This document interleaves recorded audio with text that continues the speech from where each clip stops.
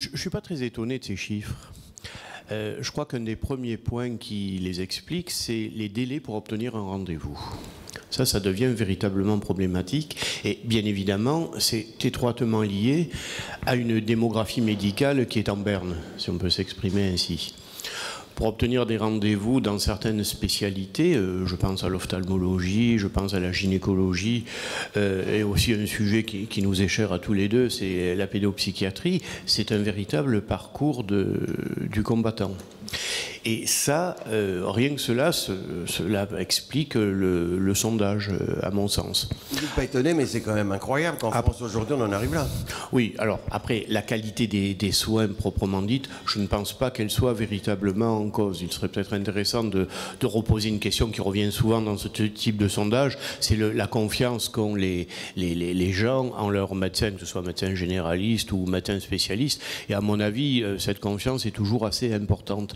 Mais ces délais extrêmement importants, la baisse de la démographie médicale, la difficulté de l'accès aux soins, et encore plus dans certains territoires, hein, il faut le dire clairement.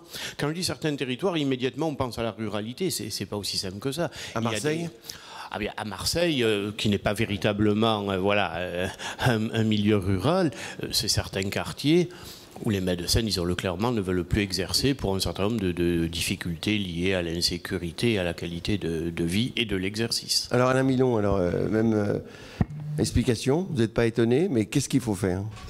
Je suis complètement d'accord avec ce que vient de dire Michel Amiel sur les difficultés de pouvoir rencontrer un médecin, sur les difficultés de pouvoir avoir un rendez-vous. Par contre, lorsque l'on discute avec des Françaises et des Français qui ont eu affaire des soins importants, que ce soit à l'hôpital, que ce soit ailleurs, ces Français-là vous disent que la qualité des soins est présente et qu'il n'y a pas de problème majeur sur le fait d'être bien soigné à l'hôpital, d'être bien soigné en clinique et d'être bien soigné par les médecins qu'ils ont pu rencontrer. Le problème, c'est la difficulté de les rencontrer.